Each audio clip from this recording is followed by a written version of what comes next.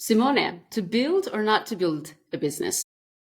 To build a business if you're insane and you like pain. Welcome, everyone, to the Inside Story podcast. Today, I'm super excited to host Mr. Simone La Torre, who is a professional negotiator with background in space engineering and business management. He's also director of business development at Stellar, where I have the privilege to work with him and learn from him every day. He has also successfully built a number of companies. He's a serial entrepreneur, having built 5 companies, and one of the recent ones being Wayfair, a messenger app, which he successfully exited on. He's also a startup coach who supports hundreds of high potential projects and coaches at Luxembourg's prestigious Fit for Start program for startups. And he's also a business angel who has invested in 12 startups so far. So today's conversation is going to be super useful for anyone who wants to build or grow their business, because Simone brings this diverse perspective, and hopefully we will take away one lesson at least from today's conversation. So Simone, welcome to the Inside Story podcast. Thanks a lot, Dursun, for having me. Great. And because you have such a diverse experience, you bring different perspectives into today's conversation. I really want to make sure we capture the essence. Of course, we can't go deep, but at least capture the essence of your different roles and experiences. And I want to start off from your experience as an entrepreneur.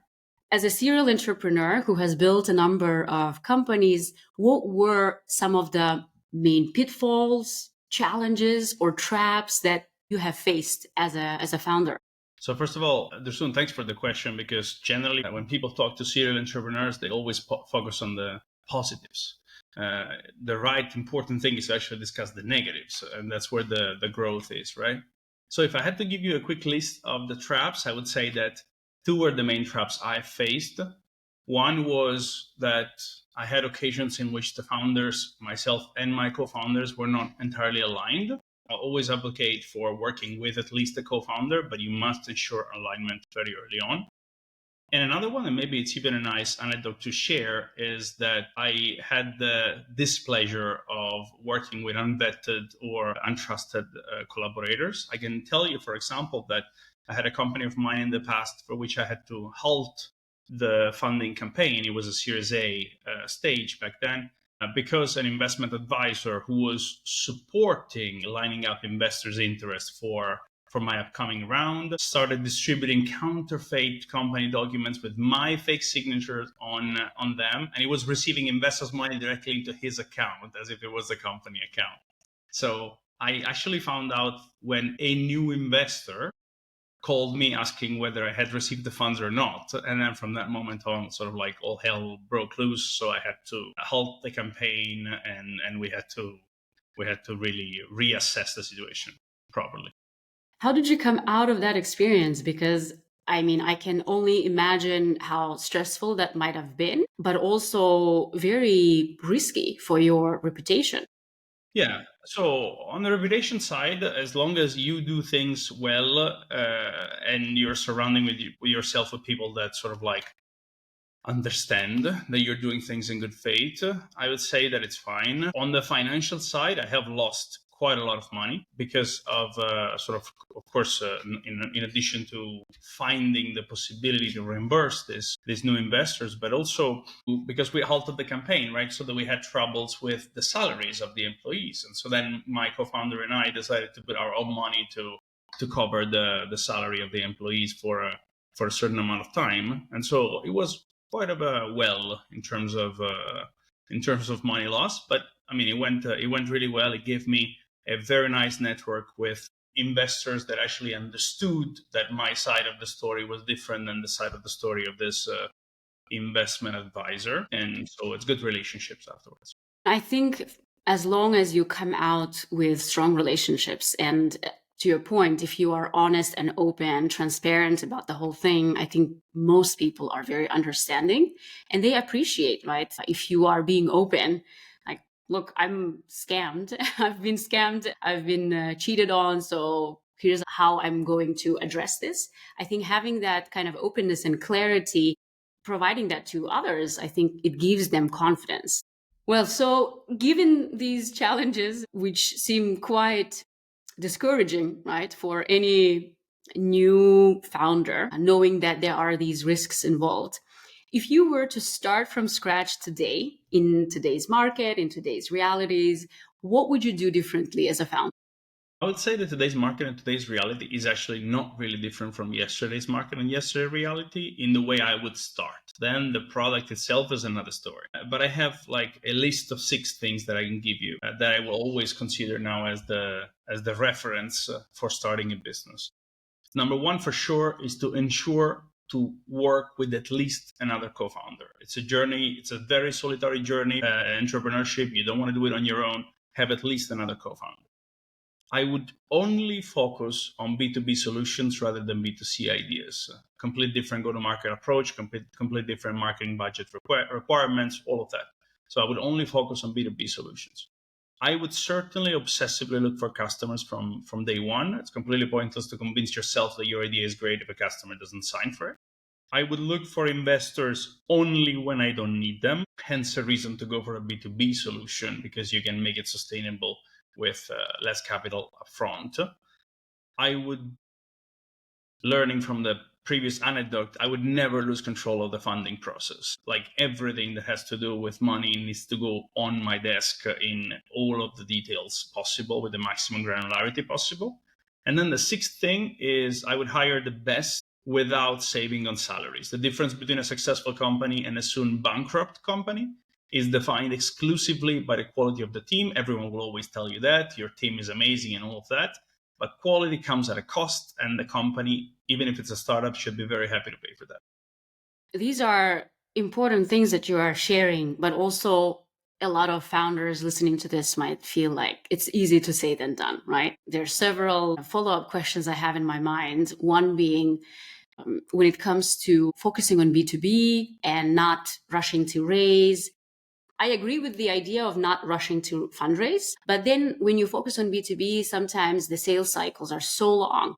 You have to wait for maybe a year or so until the revenue comes in. And you also advising people to focus on hiring the best, even if it costs a lot. And if we are realistic, a lot of startups have minimal finances in the Capital. beginning. So yeah, Well, how would you go about?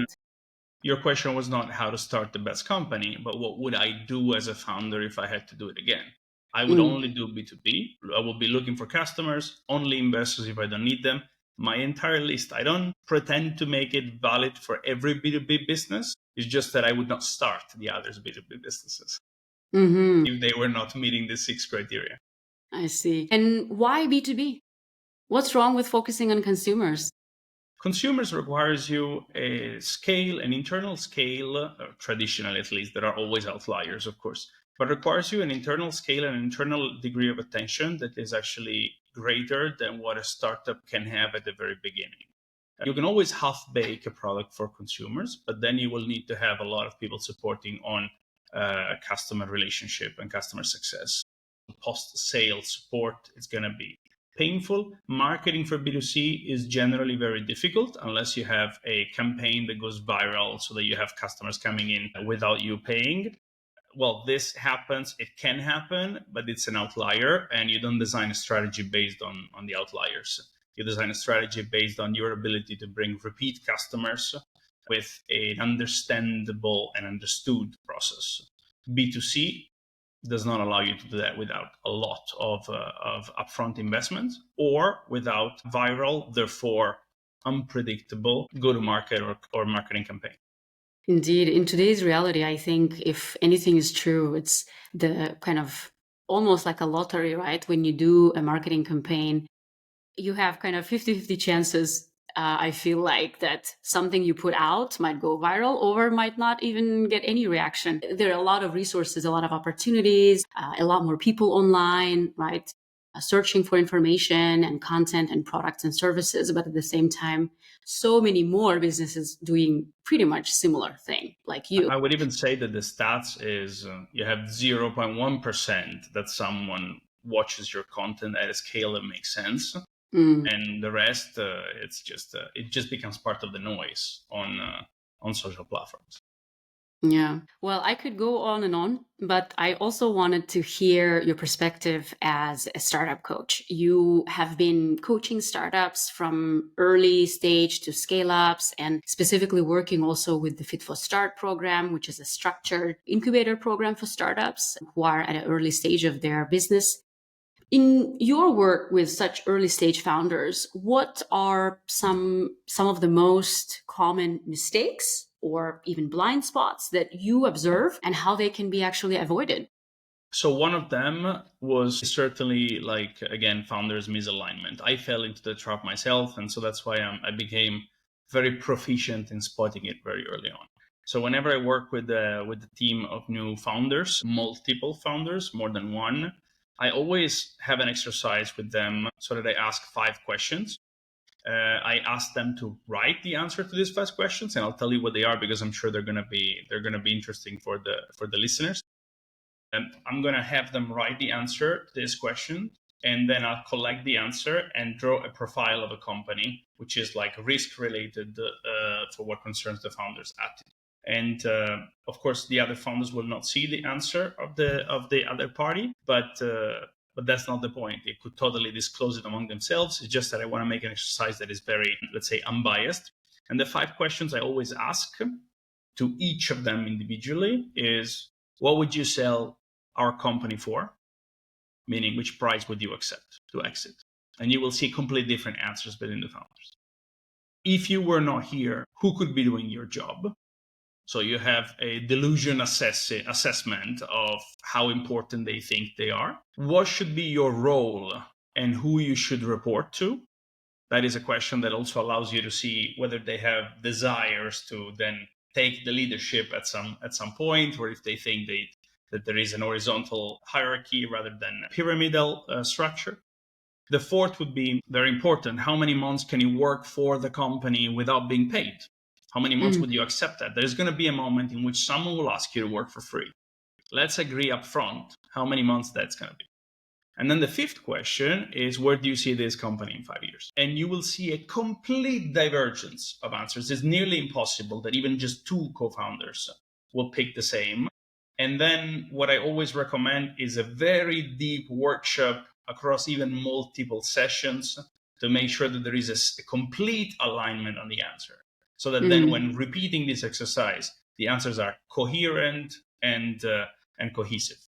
And then the other main thing that I see in companies that are, let's say, difficult to coach, but also sometimes very pleasing and rewarding to coach, are the ones that come into a startup process with a very consultative approach. So when they come up with a consulting product, as opposed to being very obsessed to build a scalable, sellable product. And so a consulting approach is something in which you're selling your time to your customers, and by definition, that cannot scale. So that is interesting for sure to make your living off it. But is it interesting for a startup for that to grow at a scale that is at least impressive, collect investments if that's your ambition, and grow your team at a larger size within a reasonable time frame? Consulting doesn't cut that.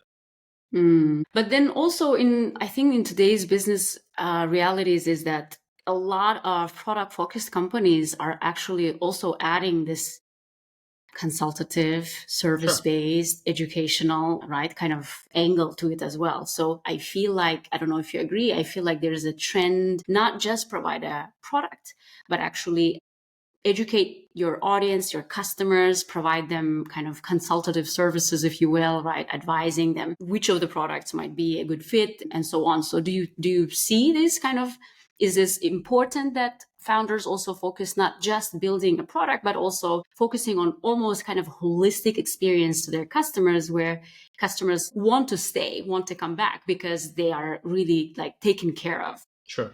So I don't know if it's a trend, because what's happening today is also that there are like large company dynamics that are forcing other companies to take a consultative approach to get out of IP locked contracts. But apart from that, certainly it is the most comfortable thing to offer is a consultative approach to your customers.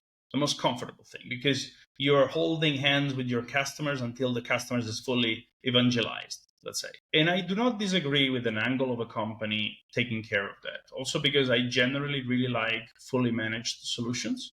And fully managed solutions can include or can embed a sort of consultative type support. I like more fully managed solutions where the customer comes in for the product and then they get a full service, not that they're paying for the full service, because a consulting approach is by definition is predictable, but it's not recurring. And also, again, it locks your growth to the number of people that can dedicate time to the customer.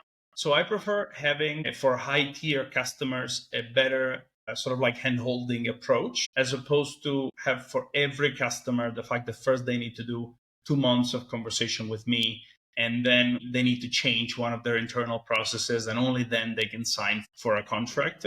That feels like you're artificially slowing down your ability to sell to more customers. So to be strategic and focus on strategic clients, maybe where it makes sense to invest extra of your resources. Yes. And maybe one other question related to your experience as a startup coach from your perspective. What would you say are the mindsets, habits, or skills that differentiate founders who succeed versus founders who stall? Okay.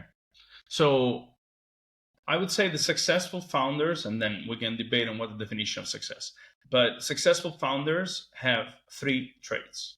On one of them, we don't have control, and that is they're lucky. Success comes with an aspect of luck that we cannot control, we cannot design or strategize for that. The other 2 aspects that we can absolutely assess very early on when dealing with founders is that they are obsessed with customers.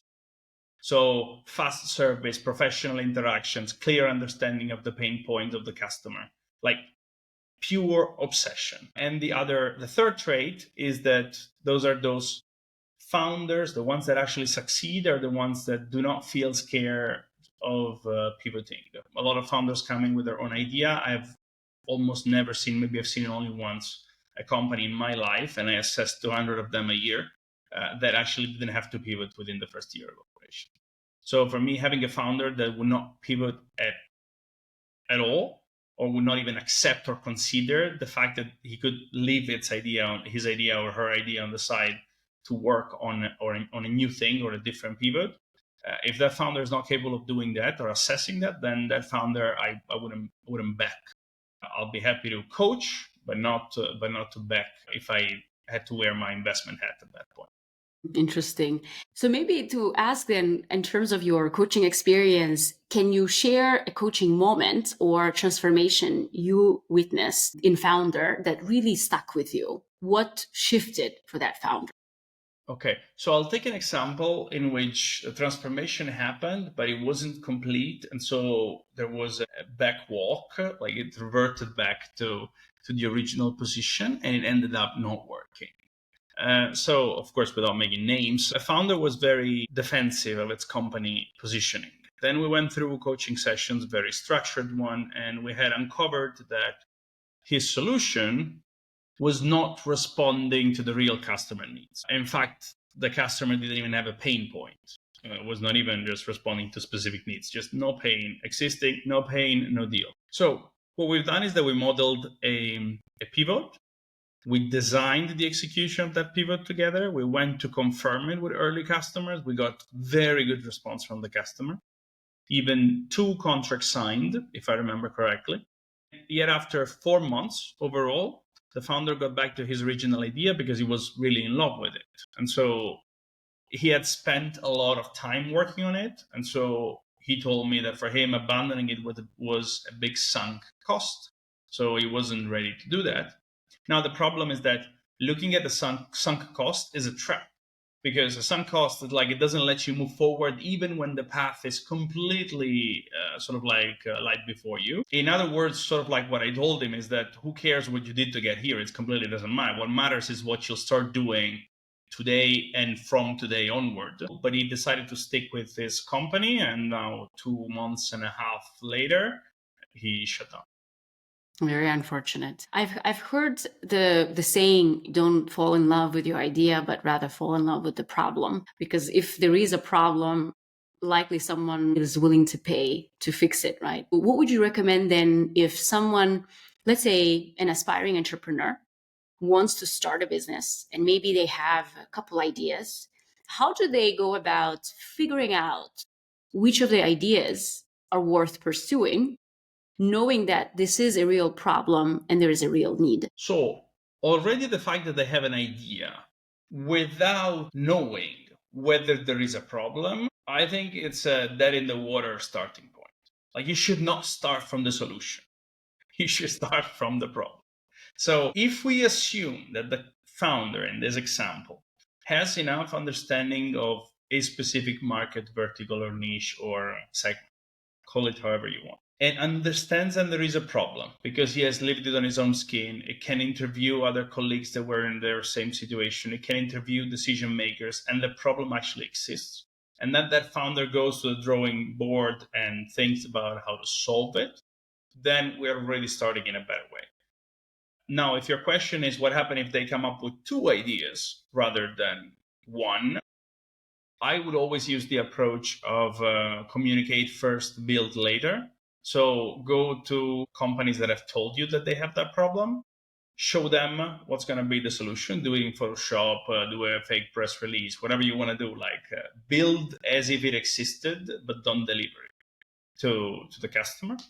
And then if the customer tells you, yes, this is interesting for us because of this, and that reason, then you have a confirmation and you can go technically build it. Though I would argue that you should keep interviewing others. The other trap that a lot of founders fall into, perhaps that is interesting saying, is that everyone thinks that they found their market fit once they've sold once their product. Everyone has a friend that will buy your product. Everyone has 10 friends that will buy your product if you have to, which is another reason, by the way, why I stay away from B2C, because you don't have clear market indications from B2C. But what you want to do is that you want to sell consistently to a customer that becomes more and more well-defined, more and more predictable, and with a sales cycle that becomes shorter and shorter and shorter. And only then you can say, well, I think I found my market fit. Now, every time I speak to 10 of these companies, 3 of them sign. Great. Predictable, scalable, we know where to go. How long, in your experience, it takes for an average startup to find the product market fit? Beautiful question. Impossible answer. I don't know what an average startup is.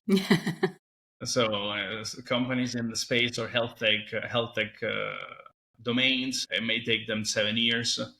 Companies in the sort of like AI wrapping solution, so they use an engine from a very large company and they just wrap it with front end. It may take them 2 weeks to see if the market is ready to accept their product. I would say certainly, in order to have an actual confirmation of whether the market is accepting your solution or not, whether it's a product or a project or a cause, if it's an impact company as well, it will take you at least 3 times longer than the sales cycle to sell to a customer, because you need to sell to multiple customers.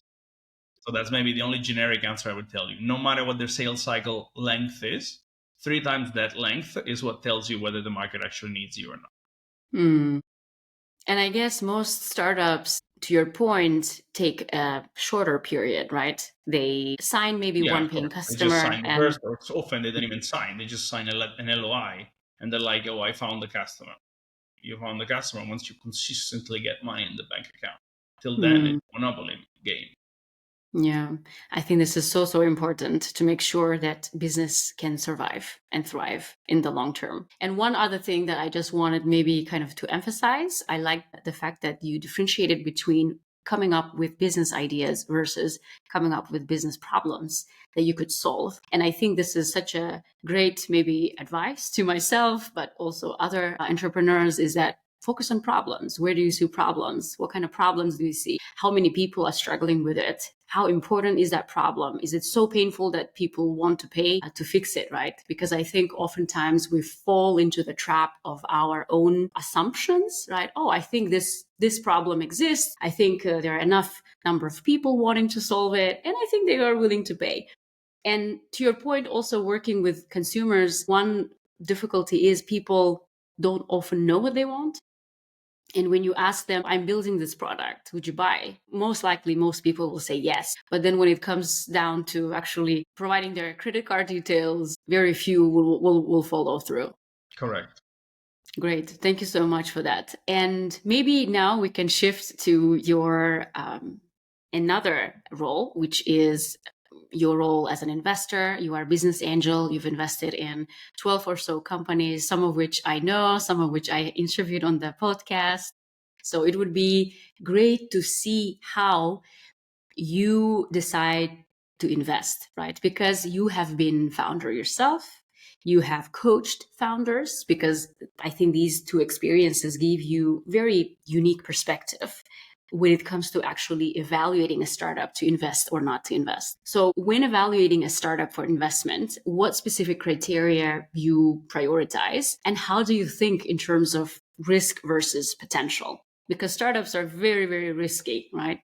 Yeah, absolutely. So again, great question. This time, though, the answer for me is easy because I see it as a very transactional process. So when I invest in companies, I'm completely capable of not having any FOMO, the fear of missing out.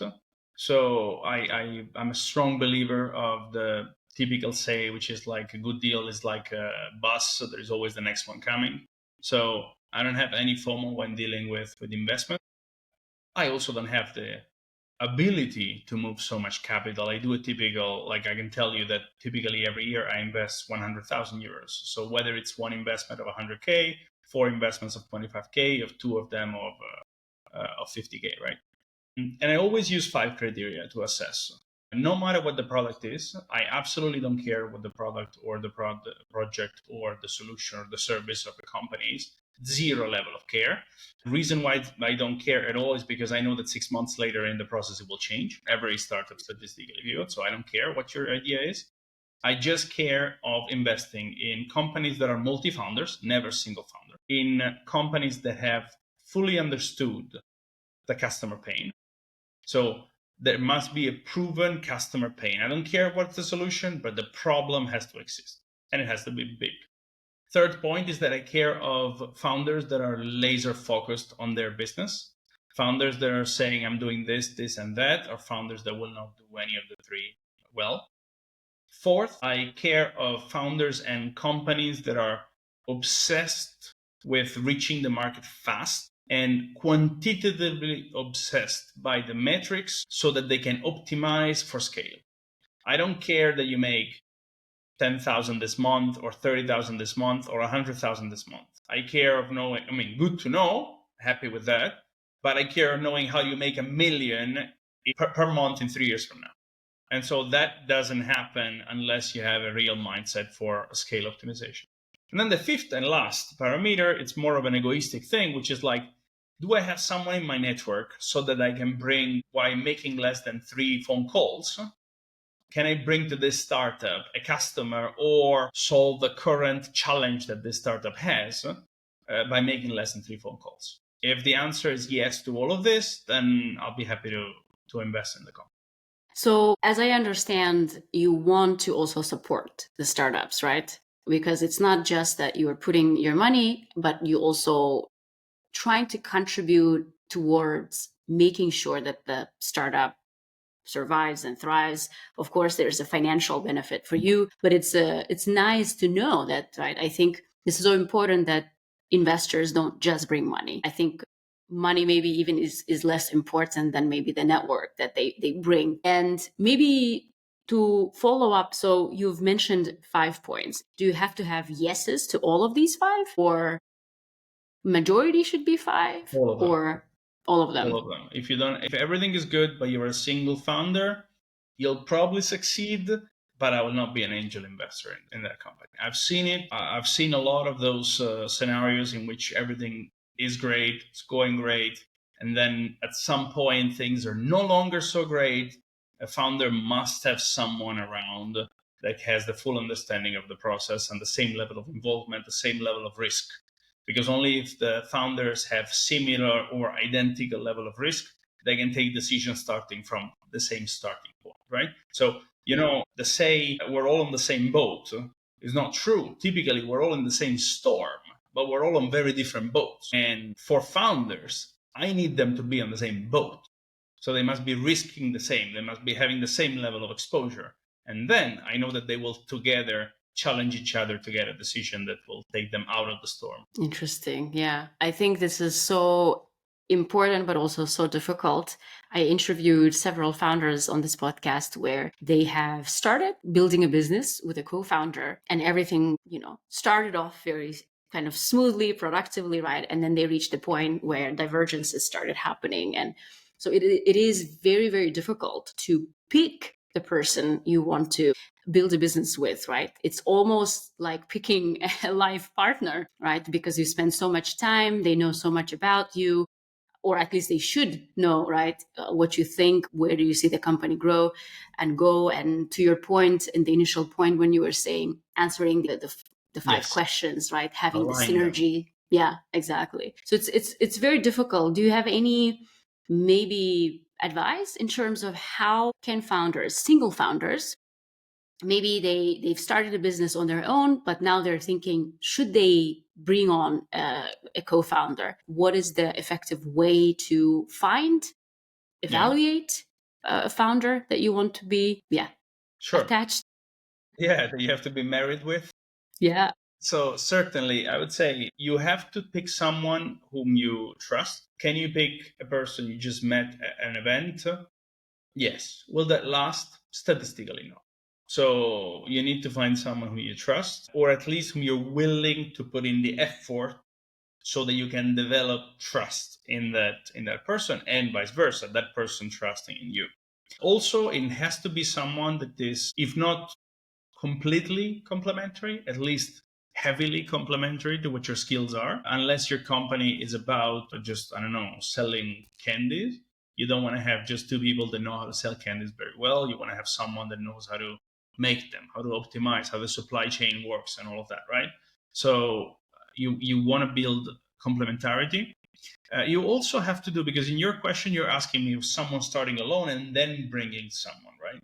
This is a very difficult process because you always also need to sort of like let go of something that is yours. And very mature founders are capable of doing it. Many are not, in the sense that they will bring someone on board and give them 1% of the company and then say, you're a co-founder. Co-founder is not a title. Co-founder is an assessment of the equal or comparable level of risk so that you are on the same boat when crap happens. So if you take someone and you call them a co-founder and you give them 1% of the company, they're not a co-founder. They have much lower risk than you. They can just find another job, all of that. So I would say that the main thing is to, as a solo founder, if you were a solo founder, you would probably need to really understand whether you're willing to part ways with a sizable chunk of your company. And it doesn't just mean equity. It also means actual public ownership or recognition. If everything goes well, statistically not, but if everything goes well, fame as well. You're parting ways with the 100% of that. This made me remember one startup that I mentored, and there was the initial founder whose idea it was to build a business, and then they brought on another person, a second person, but they were so protective, to your point, of their idea. This is my idea and I want to have full ownership of it. And it took a while for this person to realize how important it is to let go of some of the control, ownership, so they can also hand over some of the responsibilities, right? To your point, if I'm helping you build a company, then I'm not as committed as you are if you give me 1% of the. And I was super happy after a year or so to see that, they became co-founders because the other person was doing as much. Okay. Exactly. Yeah. They were called co-founders. So I think, it's very important to also not to be obsessive about like having full control. In my mind, what matters more is to succeed, not that it's your idea and you implemented it, but to make sure that, okay, it's my idea, but who do I bring on board so they help me bring this idea to life? Yeah. And maybe one other question related to your role as an investor. What are, if you will, what are some of the green flags and red flags that influence your decision to invest in a given startup or to walk away? So green flags are, let's say, the 5 points earlier. You say yes to those 5, you have my undivided attention. Red flags, if I need to sort of structure them, I would say I stay away from founders that are in love with the solution rather than the problem. This is being clear now throughout this conversation with you. They are the ones that cannot pivot even if all evidence points in that direction. I also stay away from those who lie, because metrics are actually very easy to check. At some point, people will undergo a due diligence, and the due diligence will let you find out everything. One thing that is maybe not so obvious is that I also stay away, and hopefully useful for the audience, is that I also stay away from companies that have in their cap table, their capitalization, the shareholding list, investors who are not supporting the founders at all costs. Let me explain. There are a lot of investors that enter onto a cap table and they privilege short-term results or short-term returns, and they want to have at all costs control of a company, of every aspect, rather than working on empowering the founders to move at the speed of light. And so for me, an investor that focuses on maximizing its control and short-term return and that makes founders waste time rather than moving at the speed of light is a cancer. And so I stay away from companies that are cancer sick if I can spot them very, very early on, because then it becomes an uphill battle. The market is already very difficult for what concerns what happens outside the company. I don't want also to come into a company where I need to deal with internal politics. So that's sounds like a waste of time. Indeed. I have so many more questions that I would love to ask you, Simone, but I am also trying to be mindful of the time.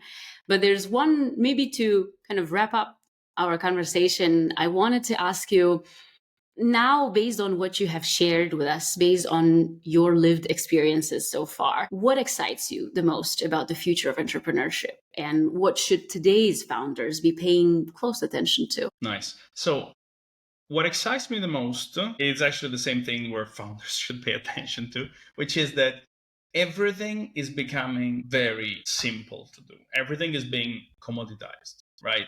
So finally, it's not about the tech anymore. It's not about the tech being a barrier. Now it's really finally more and more going to be about execution, about customer obsession, because everyone will be able eventually to have the best tech anyway. What excites me is that finally, it's true that it's all about execution. Until 1 year ago, that was not the case. It was a say that it was all about execution, but it's not true. Tech was really playing a major differentiating role. In some time from now, tech will no longer play that role, right? So I would recommend that founders focus on building a team of superstars, which means they should avoid rash decisions. They should not bring on board team members or investors who are not in line with the company they want to build, no matter how good the deal feels at first, because that person will be toxic. So avoid internal politics, avoid toxicity, because one thing that I can tell you is that I guarantee while you're building your company, you will not have time to detox while you're also focusing on closing deals and growing your. Indeed. Yeah, this is so, so important. And I think this is a great way to end today's conversation.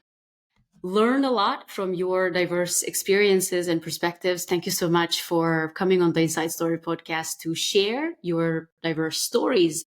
Hope founders found it useful, practical, hands-on as much as I did.